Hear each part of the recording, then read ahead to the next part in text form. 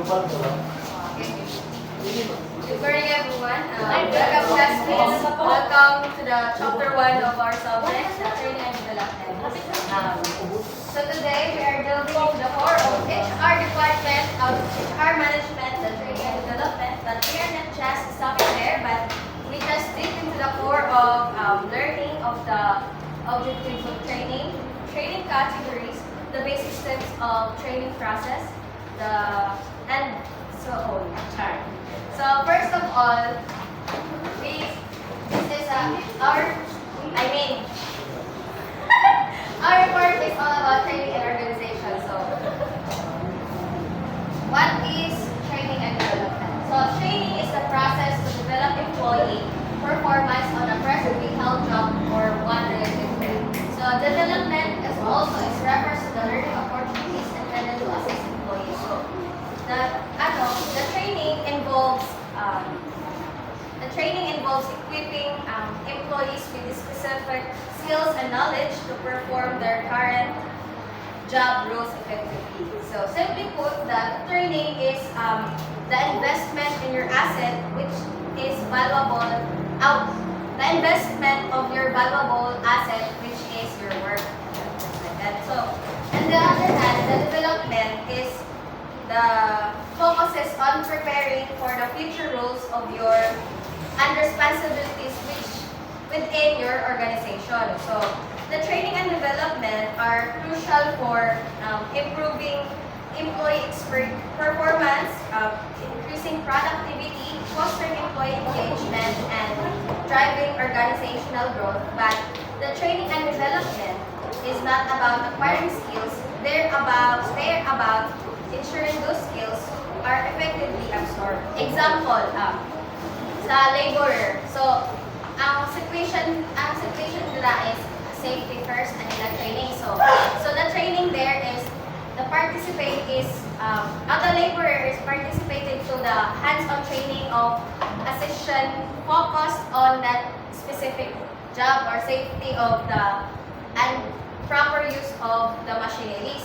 So the development there is about the safe work habit. Kung di una na niya pag-handle na sa pagayon. So ito niya trainingan. So next, objectives of training. In order to keep the workforce safe, productive, and engaged in the company's activities, and insurance of one of the heroes of the HR department. So, number 1 is health and safety. So, sa health and safety, di na ako basahon. So, in this of course, the HR who failed to assess the risk management for the employee. So, it can result negative consequence like injury. Ano nito sa laborer, kung wala kayo matanong niya pag-explain or magkuhan sa injury, sa illness, or it can cause significant problem also, financial problem sa company. So next is equality and diversity. So this sa unlawful behaviors of managerial or ibalik kung taas sa imo manager. So manager o ikaw na employee na. So ini siya na training, buot ipasabot na manager na ka is dili na ko equal sa imong mga ka-workmates. So, this training, it can make the workforce comfortable. 3, staff management. So, this staff management is crucial for every manager to be able to manage staff effectively. So, this is maybe it is the art of leading, organizing, and motivating a team to achieve a company's goal by management. So 4 is soft skills. So this training is, for example, mga interpersonal skills nimo, mga characters nimo sa imong trabaho. Training categories. Training is designed to fulfill some objectives that are vital to the success of the organization. Some common groupings are the following. Our number one is required and regular training. Number one, this training which comply with legal requirements are provided for all employees. So this training is, for example, dyan sa pinakauna pa mga, if you are going to, mga-apply ka mo sa trabaho din, yay iyo, bagan mga 1 month na, mag-go-at siya na mga training. Number one is sexual harassment prevention. So this is basically the sexual harassment prevention training. So also regarding all the improper behaviors also. So safety compliance naman, it is for example sa working in heavy equipment. So hazardous chemicals and others which kanina umibawaan na sa wage and hour rules. Nga di sabi mo mahibawaan kung unin mo salary, nga na, o yung mga policies mo na dapat umuunin mo sa trabaho. Then, D is employee orientation. So, nga di na i-introduce nimo siya sa iya trabaho kung ano iya may trabaho. And also, kuan siya sa mga culture ng company and policy. Sa E is the benefits enrollment. So, dili nimo bawaan kung ano mga benefits na nimo makuha if you're going to be an regular for that position. 2. Job technical training. This training makes possible employees to do their job. So, pagkatapos na niya doon, number 1, ang sunod ganda niya is specific training nimo sa imo trabaho. Then, number 1 is computer skills.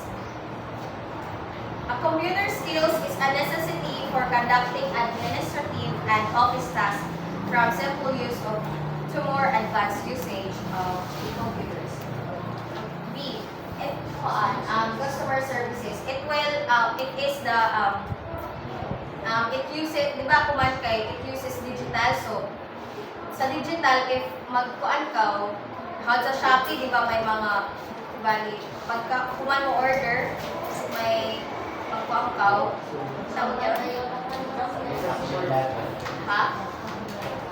Yang bitaw kibali imo kuanan siya na i-rate nimo bali. Ngana siya kibali makuan na kung anya to bali iyo product is okay or not kibali na. Then C is quality operation initiatives. So it is all about making things better. So it involves finding problems, fixing them, and make sure things stay good. D is equipment operations. It is about how to use the machineries also and maintain machineries. So to be a safe and effective na pagkatrabaho. Then E is report making needs. So it's about documenting everything important, or it is called a detailed diary. Ibali nimo sa trabaho kung ano mo taghimo na kuan mag-detail ka, ibali. Kada adlaw, i-detail mo kay para pag abot nimo sa DTR, suwat mo kung ano yung trabaho yung nasa. So F is telecommunications. So it's kuan sa yung ibalin sa online tipo ng mga communications. Details about sending and receiving information of company. So G is the product details. So it is knowing the complete specification of a product of a company. So that's right. Number 3 is developmental and career plan training. So the developmental focuses on building essential skills and knowledge, while career training looks forward to the future. So So this training focused on both operational and interpersonal troubles and endeavor to enhance the working environment of the organization. So also A is the business trends. So business trends is a training providing information on the latest developments or changes in people, technology, and business environments. B is strategic thinking. It is a training that equips the trainee on how to think strategically on their rules. Sa leadership naman is a training also to make a trust of others. Kembali, make a trust of your co-employee, ganun. That it also create support system of success also and leadership. So D is change management. Change management is a training to make lifelong benefits. Then career planning, wala nang gubili ko anak ko na explain. Then and career planning is it helps the trainee think about interest, value, skills, and to help manage the changes of his life and the world of work. Balingan din mo may bawaan ko. So F is performance management. It creates both competence and growth of employees. Number 4, interpersonal and problem solving training.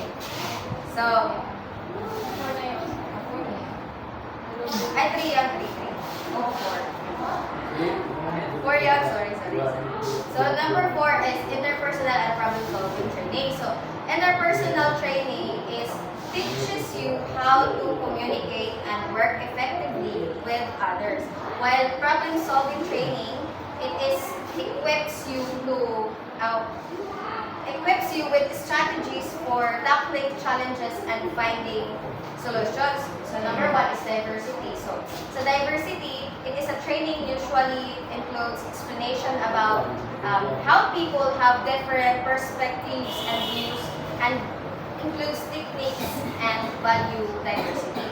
So sa B is ethics. Imo sa iyang pagkatao. Then sa human relations, kung kunin ilang mga it is a training to help people to get along because today's workplace has a lot of stress. So writing skills, team relations, coaching skills, and coaching skills kay kuan. It is focuses on principles and practices.